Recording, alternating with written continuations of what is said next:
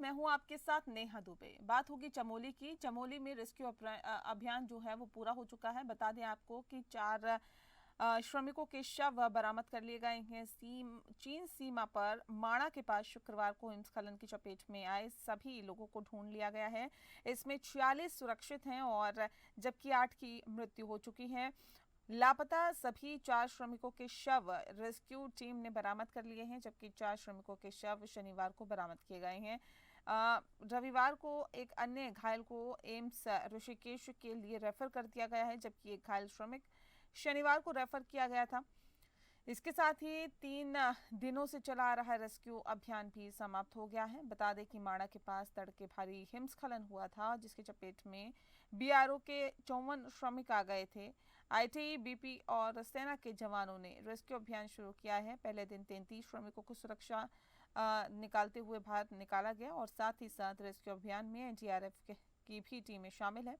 Rescue टीमों ने 46 श्रमिकों को सुरक्षित बाहर निकाल लिया था और जबकि 4 श्रमिकों के शव बरामद हुए थे।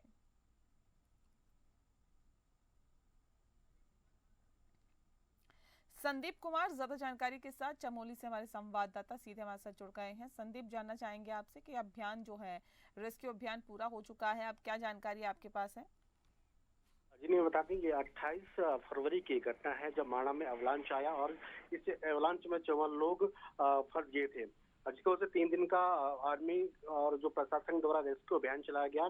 आर्मी की कड़ी मशक्कत के बाद विपरीत मौसम होने के बावजूद भी 46 जो मजदूर थे उनको सुरक्षित बाहर निकाला गया। दुर्भाग्यवश 8 जो मजदूर थे उनकी वहां मौत होगी।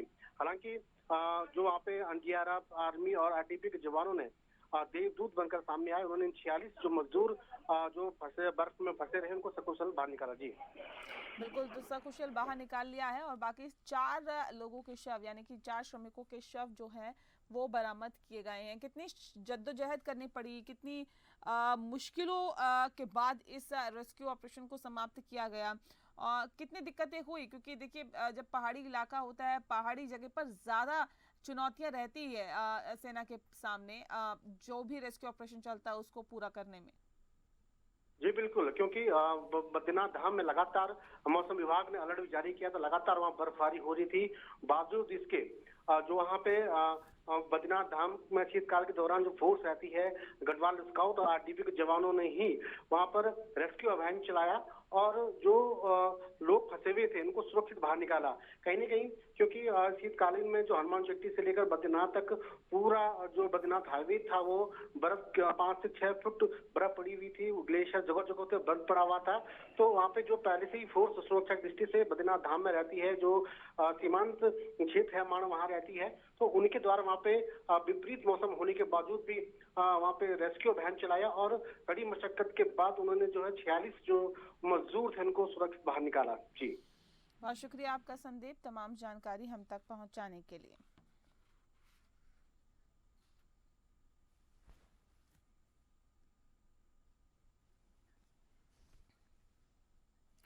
उत्तराखंड एक पहाड़ी प्रदेश है और यहाँ पर पहाड़ होने के चलते आपदा का संकट हमेशा बना रहता है। सरकार का प्रयास होता है कि आपदा संकट से किसी भी प्रकार का कोई नुकसान ना हो, जिससे कि सरकार निरंतर काम इस पे करती रहती है। बता दें आपको कि प्रदेश में पहले भी कई आपदाएं आई हैं, लेकिन पहले भी कई जिलों में जो संकट है इस कदर गहरा चुका है। इसको लेकर सरकार उत्तम काम करती रही है। इसी को लेकर माणा में आई आपदा की बात मुख्यमंत्री पुष्कर सिंह धामी ने अधिकारियों को निर्देश दिए हैं कि आपदा से निपटने के लिए आधुनिकतम उपकरणों का उपयोग किया जाए। आपदा सचिव विनोद कुमार सुमन ने कहा है कि पूर्वानुमान की सटीक जानकारी के लिए 2 टीमों को कर्नाटक और उड़ीसा रवाना किया है, क्योंकि इन दोनों राज्यों में पूर्वानुमान की तकनीक जो है वो काफ़ी ज़्यादा अच्छी है। वहां से अध्ययन के बाद टीम लौटेगी तो उत्तराखंड में भी आधुनिकतम टेक्नोलॉजी का उपयोग किया जाएगा।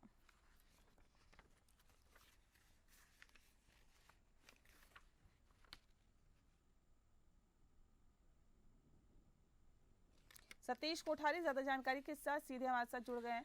सतीश, जानना चाहेंगे किस तरह की आधुनिक तकनीक का इस्तेमाल करने की बात कही गई है? देखिए, मैं बात करूं जिस लगातार आपदा विभाग लगातार जो है कोशिश कर रहा है कि जो उड़ीसा में जिस तरीके की टेक्नोलॉजी है, वो जिस तरीके की टेक्नोलॉजी अन्य राज्यों में है, वही इस समय पहाड़ी क्षेत्रों में हो। और पहाड़ी क्षेत्रों में जो है लगातार भूस्खलन होते रहते हैं, भूस्खलन होते रहते हैं, तो उसको लेकर बहुत ज्यादा चिंता है।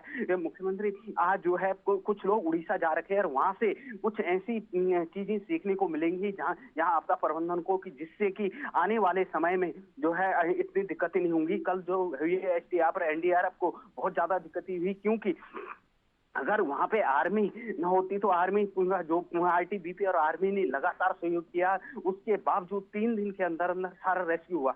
जिस तरीके, क्योंकि आपने देखा होगा कि आपदा प्रबंधन विभाग की टीम जो है वहां तक मौके तक पहुंचने में बहुत ज्यादा मुश्किलें हुई, क्योंकि सारा चारों तरफ बर्फ पड़ी हुई थी। लगभग 8 फीट की बर्फ थी, तो मुश्किलें हो रही थी उन लोगों को जाने में। तो वहां पे जो है आईटीबीपी और आर्मी ने जो बहुत सहयोग किया, और जो ये आपदा से जो प्रभावित थे तो जल्दी से जल्दी निकालने की कोशिश करी। भले 8 लोगों को नहीं बचा पाए, लेकिन फिर भी कोशिश ये रही कि ज्यादा से ज्यादा लोग बचे और जो बर्फ में जो दबे हुए वो ज्यादा से ज्यादा निकल पाए। जी बहुत शुक्रिया आपका सतीश, आप बने रहिए हमारे साथ, आगे भी आपसे जानकारी लेंगे। फिलहाल इस खबर पे अपडेट देने के लिए शुक्रिया आपका।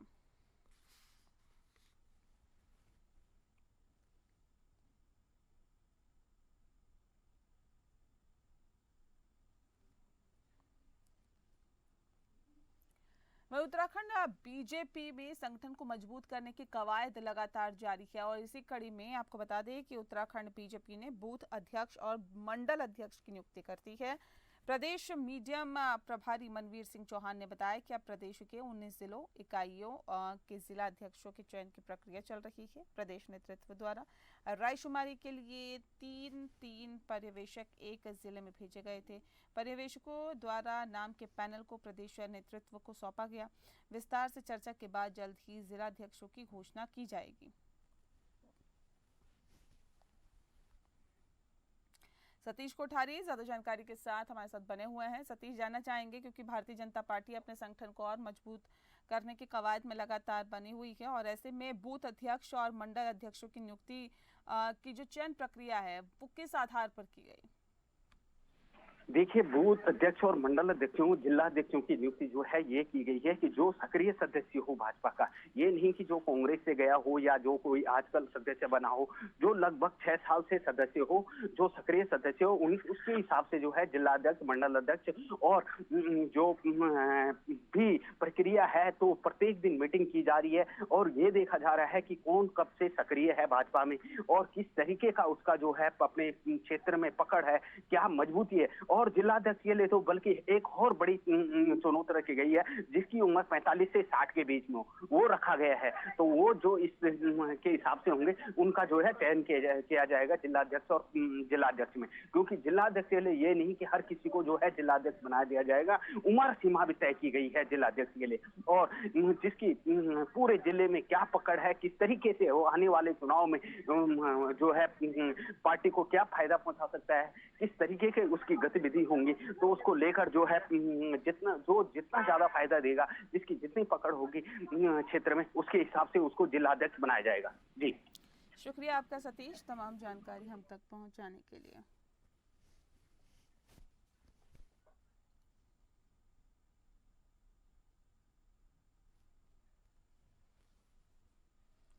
अगली खबर का रुख करते हैं। आपको बता दें कि निषाद पार्टी का उत्तराखंड में विस्तार हो रहा है और इसी कड़ी में रुद्रपुर में कार्यकारिणी का गठन हुआ है और अपनी पार्टी को मजबूत करने के उद्देश्य से रुद्रपुर नगर में अपनी नई कार्यकारिणी का गठन किया गया। इस अवसर पर मोनू कश्यप को जिलाध्यक्ष और लक्ष्मी चतुर्वेदी को नगर अध्यक्ष नियुक्त किया गया। ये नियुक्तियां आगामी 2027 के विधानसभा चुनाव को ध्यान में रखते हुए की गई है।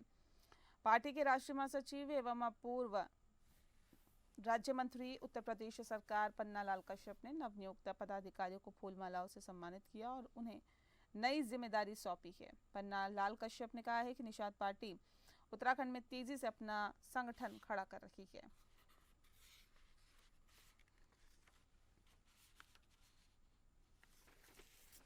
सत्यजीत सरकार ज्यादा जानकारी के साथ सीधे हमारे साथ जुड़ गए हैं। सत्यजीत, जानना चाहेंगे निषाद पार्टी लगातार अपने वर्चस्व को और ज़्यादा बेहतर बनाने की कोशिशों में लग गई है। रुद्रपुर में किस तरह का ये कार्यक्रम आयोजित किया गया, क्या इसका उद्देश्य था और उस उद्देश्य को पार पाने में, उसको पूरा कर पाने में कितनी सफलता हाथ लगी? जी, जी। अगर आपको बता दें, इसमें निषाद पार्टी द्वारा ये उत्तराखंड में केवल रुद्रपुर नहीं है, उधम सिंह नहीं है। इनका स्पष्ट कहना है पूरा उत्तराखंड में इसको विस्तार रूप में कार्यकारिणी का गठन तेजी से शुरू कर दिया गया है। लेकिन अगर बात करें 2027 में जो विधानसभा का चुनाव है, उसको ध्यान रखते हुए इसको टीम की तैयारी की जा रही है। अगर बात करें 2027 में, इनका स्पष्ट रूप से कहना है कि हम लगातार इसको कुछ न ज्यादा से ज्यादा इस बार विधायक इसमें जीत हासिल करेंगे। अगर बात करें इसमें रुद्रपुर की, रुद्रपुर में कल इसको लेकर एक बैठक की गई थी, जिसमें रुद्रपुर कार्यकारिणी का गठन किया गया और जिलाध्यक्ष का गठन किया गया है और साथ में नगर अध्यक्ष का भी यहाँ पे गठन किया गया। इसमें अगर बात करें जिलाध्यक्ष की, उसमें जो मोनू कश्यप है उसको जिलाध्यक्ष के रूप में उसको तैनात कर दिया गया है, उसको पद का जिम्मेदार दिया गया है और उसमें एक जो महिला है उनको यहाँ पे नगर अध्यक्ष का पद यहाँ पे दिया गया है। उनका स्पष्ट रूप से कहना है कि उत्तराखंड में इस बार हम ज्यादा से ज्यादा 2027 में विधानसभा चुनाव में विधायक को जीत हासिल करवाएंगे। जी, बहुत शुक्रिया आपका सत्यजीत, तमाम जानकारी हम तक पहुंचाने के लिए।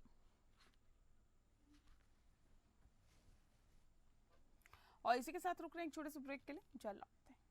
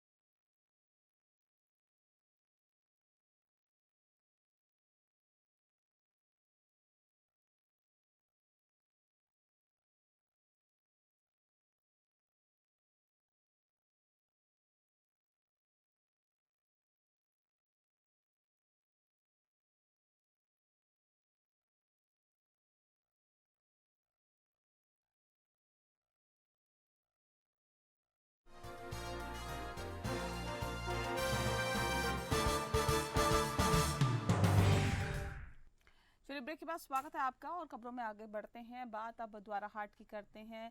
बता दें आपको कि द्वाराहाट में पहुंचे हरीश रावत और ऐसे में पहाड़ी हिंदू संगठन के अध्यक्ष हैं हरीश रावत। पहाड़ी पाट द्वाराहाट नगर में पहाड़ी हिंदू संगठन के अध्यक्ष हरीश रावत अपनी 10 सदस्यीय टीम को लेकर पहुंचे और नुक्कड़ सभा के माध्यम से स्थानीय नागरिकों को जागरूक करने का काम भी किया गया। हरीश रावत ने कहा है कि अब हमारा किसी पार्टी, कांग्रेस या बीजेपी से कोई मतभेद नहीं है, हम किसी पार्टी के खिलाफ नहीं हैं, मगर जो भी कोई काम यानी कि जो भी कोई पार्टी पदाधिकारी या कोई भी अधिकारी पहाड़ विरोधी बयान देगा या पहाड़ विरोधी कार्य करेगा, हम उसको बिल्कुल भी बर्दाश्त नहीं करेंगे। अभी पिछले बजट सत्र के दौरान ही उत्तराखंड सरकार के वित्त मंत्री प्रेमचंद अग्रवाल ने जिस तरह से पहाड़ विरोधी बयानबाजी कर पहाड़ियों को गाली दी, वो असभ्य है और ऐसे में उनको माफ नहीं किया जा सकता। इससे भी बड़ी दुखद बात यह है कि विधानसभा अध्यक्ष और मुख्यमंत्री प्रेमचंद अग्रवाल का पक्ष लेकर उसे बचाने की कोशिश कर रहे हैं।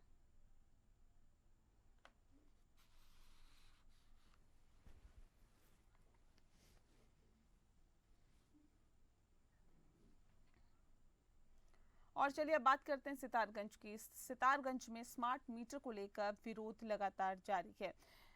उत्तराखंड में सरकार द्वारा स्मार्ट मीटर लगाए जा रहे हैं, लेकिन स्मार्ट मीटर को लेकर विपक्ष जमकर विरोध कर रहा है। सितारगंज में पूर्व विधायक नारायण पाल ने स्मार्ट मीटर लगाए जाने एवं ग्रीष्मकालीन धान पर प्रतिबंध लगाए जाने को लेकर विरोध किया है। वहीं प्रेस को संबोधित करते हुए पूर्व विधायक नारायण पाल ने कहा है कि वो स्मार्ट मीटर का पूर्ण रूप से विरोध करते हैं। स्मार्ट मीटर लगने के पश्चात गरीब तबके के लोगों को बिजली का उपयोग करना मुश्किल हो जाएगा। सरकार द्वारा स्मार्ट मीटर से उद्योगपतियों को लाभ पहुंचाने की साजिश रची जा रही है। उन्होंने कहा कि तराई क्षेत्र कृषि प्रधान है, ऐसे में सरकार द्वारा ग्रीष्मकालीन धान पर प्रतिबंध लगाकर जनभावना पर कुठाराघात की गई है। ग्रीष्मकालीन धान पर प्रतिबंध किसानों के हित में नहीं है और फैसले से जनभावना को ध्यान में नहीं रखा गया है। ये फैसला अधिकारी ही ले रहे हैं और जिससे किसानों को आर्थिक हानि पहुंचेगी।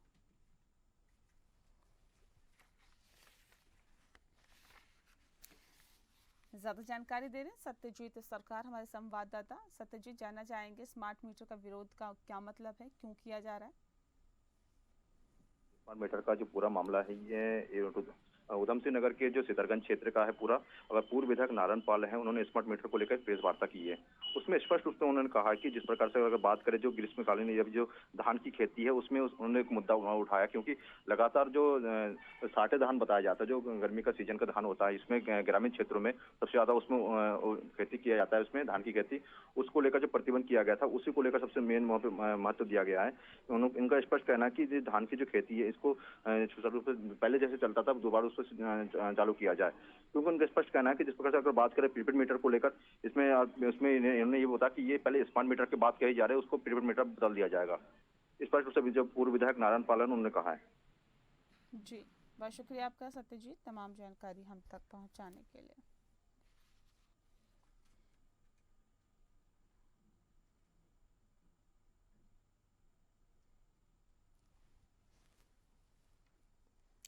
और अब अगली खबर पौड़ी से है। बता दें आपको कि पौड़ी में जनता की शिकायतों को सुनने के लिए लगातार कोशिशें आगे बढ़ाई जा रही है, लेकिन अब शिकायतों का जल्द समाधान होगा। प्रदेश सरकार की पहल पर जनता के लिए शिकायतों का समाधान करने के लिए कार्यक्रम का आयोजन किया गया है। जिलाधिकारी डॉक्टर आशीष चौहान की अध्यक्षता में विकास भवन सभागार में कार्यक्रम संपन्न हुआ। गौर करने वाली बात यह कि आमजन की समस्याओं शिकायतों का तुरंत गति से समाधान किए जाने आरएसटी को पौड़ी जनपद में 1 महीने के लिए पायलट प्रोग्राम के रूप में शुरू किया गया। जिलाधिकारी ने आरएसटी में शामिल सभी अधिकारियों को निर्देश दिए कि जनता की समस्याओं से जुड़े इस महत्वाकांक्षी कार्यक्रम को सफल बनाने के लिए हर संभव प्रयास किए जाने की आवश्यकता है।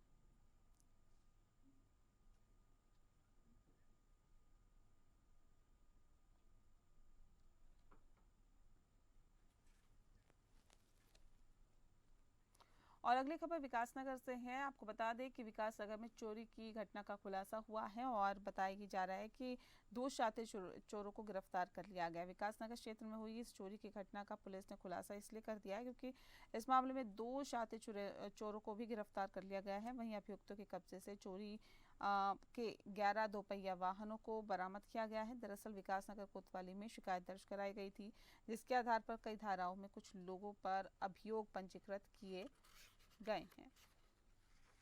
विकासनगर पुलिस को संबंधित अधिकारियों द्वारा घटना के अनावरण और अभियुक्तों की गिरफ्तारी के आवश्यक निर्देश दिए गए थे, जिस पर पुलिस द्वारा बाइक चोरों की गिरफ्तारी के लिए एक टीम गठित की गई। इसके बाद घटना स्थल का निरीक्षण हुआ और आसपास आने जाने वाले रास्तों पर लगे सीसीटीवी कैमरों की फुटेज खंगालते हुए संदिग्धों के बारे में जानकारी एकत्रित की गई।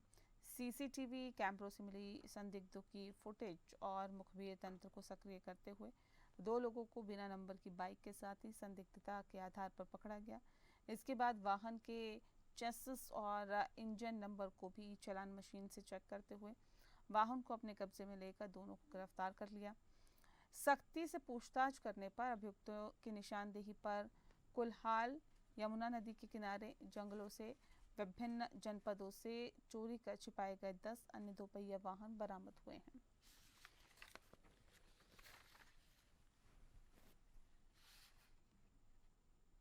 और बुलेटिन में फिलहाल के लिए इतना ही। मुझे दीजिए इजाजत। नमस्कार।